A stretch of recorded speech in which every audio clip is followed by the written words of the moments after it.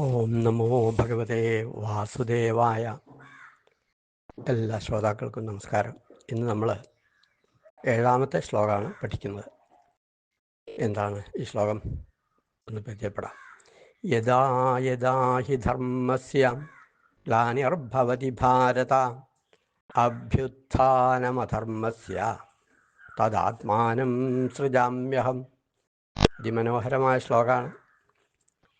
എല്ലാവരും കേട്ടിട്ടെങ്കിലുണ്ടായിരിക്കും. ശ്ലോകം ഒന്നുകൂടി ചൊല്ലാം.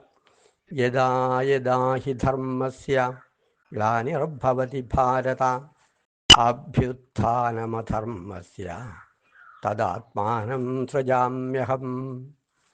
ഭഗവാൻ കഴിഞ്ഞ ശ്ലോകത്തിൽ 6ാമത്തെ ശ്ലോകത്തിൽ പറഞ്ഞു, ഞാൻ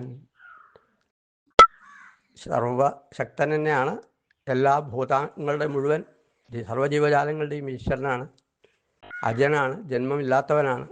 ഇങ്ങനെയൊക്കെ ആണെങ്കിലും ഞാൻ പ്രകൃതിയെ ആശ്രയിച്ച് പ്രകൃതിയുടെ സഹായത്താൽ ജന്മമെടുക്കുന്നു എന്ന് പറഞ്ഞു.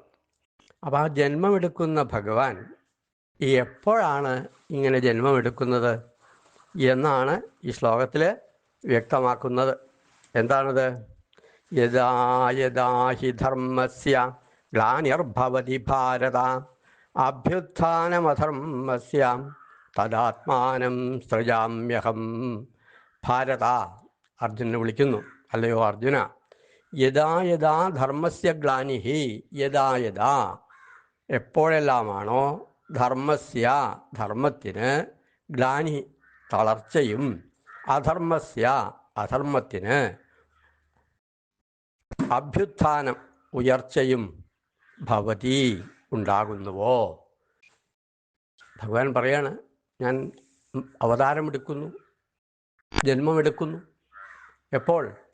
എപ്പോഴെല്ലാമാണോ അധർമ്മത്തിന് ഉയർച്ചയും ധർമ്മത്തിന് തളർച്ചയും ഉണ്ടാവുന്നത്, അപ്പോഴാണ് തദാ തദാ അഹം, അപ്പോഴൊക്കെ ഞാൻ ആത്മാനം സൃജാമി ഹി, എന്നെ സൃഷ്ടിക്കുക തന്നെ ചെയ്യുന്നു, ജന്മമെടുക്കുന്നു. അപ്പോൾ വ്യക്തമാക്കി. ഭഗവാൻ എല്ലാം അറിയാമെന്നും പറഞ്ഞു. കഴിഞ്ഞ ജന്മത്തിൽ ആരായിരുന്നു? അർജുനും ഇതേപോലെ തന്നെ ജന്മം എടുത്തിട്ടുണ്ടെങ്കിൽ അറിയില്ല കഴിഞ്ഞ ജന്മത്തിൽ ആരായിരുന്നു. സാധാരണ ജീവാത്മാക്കൾക്കൊന്നും അറിയില്ല കഴിഞ്ഞ ജന്മത്തിൽ ആരായിരുന്നു നമ്മളെന്ന്. അത് പരമാത്മായ ഭഗവാൻ അറിയാം. ഭഗവാൻ അവതാരം എടുക്കുന്നു. അപ്പം അവതാരമെടുത്ത ഭഗവാൻ എന്തിനാണ് എടുക്കുന്നതെന്ന് വ്യക്തമാക്കി. എന്തിനാണ്? അധർമ്മത്തിന് ഉയർച്ച ഉണ്ടാവുകയും ധർമ്മത്തിന് തളർച്ച ഉണ്ടാവുകയും. അപ്പോൾ എല്ലാ യുഗങ്ങളിലും ഭഗവാന്റെ അവതാരം ഉണ്ടായിട്ടുണ്ട്. ഈ കലിയുഗമാണ് ഇപ്പോൾ. എന്നാൽ എന്താ ഇവിടെ അവതാരങ്ങളൊന്നും കാണാനില്ലല്ലോ? അതോ അവതാരം ഇല്ലായല്ല, അതിൻ്റെ മറ്റുള്ള യുഗങ്ങളിലൊക്കെ ഭഗവാൻ അവതാരം എടുത്തപ്പോൾ സജ്ജനങ്ങൾക്ക് പോലും വിഷമമുണ്ടായിരുന്നു. സജ്ജനങ്ങൾ കൊല്ലപ്പെടുക, മഹർഷീശ്വരന്മാരെയൊക്കെ ദ്രോഹിച്ച രാക്ഷസന്മാരൊക്കെ ആയിരുന്നു. ഇപ്പോൾ സജ്ജനങ്ങളായുള്ള ആൾക്കാർ അവരിപ്പോഴും ഇങ്ങനെ പറഞ്ഞ് ഈശ്വര ചിന്തകൾ ഉണ്ടാക്കുന്നു. ഇപ്പോൾ ഭഗവാൻ സത്യസായിബാബ അല്ലേ, അങ്ങനെ ഈശ്വര കാര്യങ്ങൾ പറഞ്ഞിട്ട് ഈശ്വര അവതാരമായിട്ട് കണക്കാക്കുന്നു.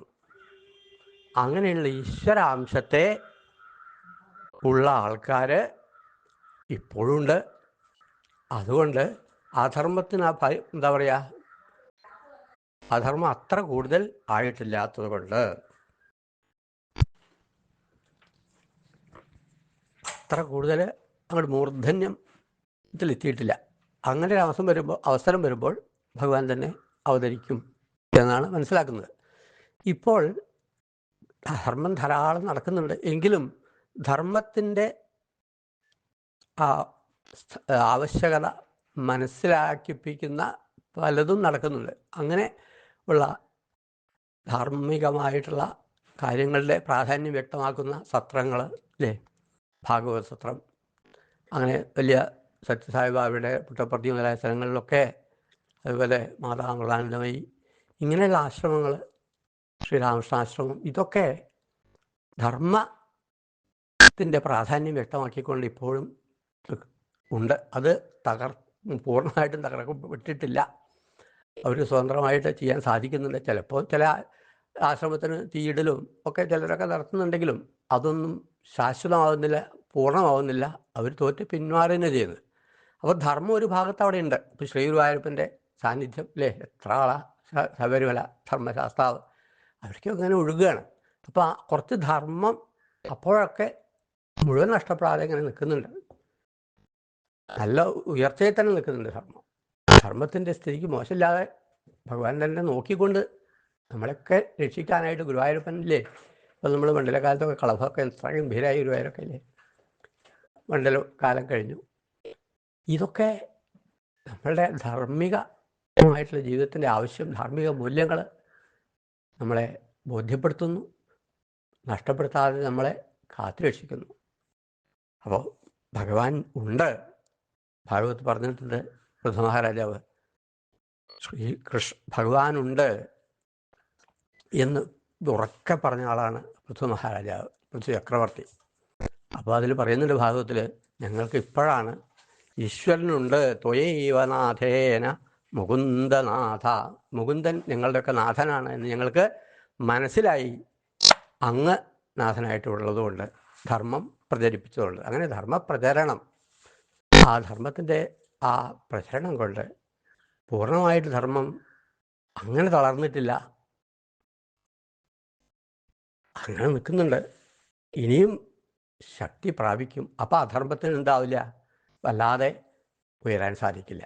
സൂര്യൻ ഉദിക്കുമ്പോൾ ഇരുട്ട് പോകുന്ന മാതിരി. അപ്പം ധർമ്മം പൂർണ്ണമായിട്ട് അങ്ങനെ തളരുമ്പോൾ തീർച്ചയായിട്ടും ഭഗവാന്റെ അവതാരം ഉണ്ടാവും.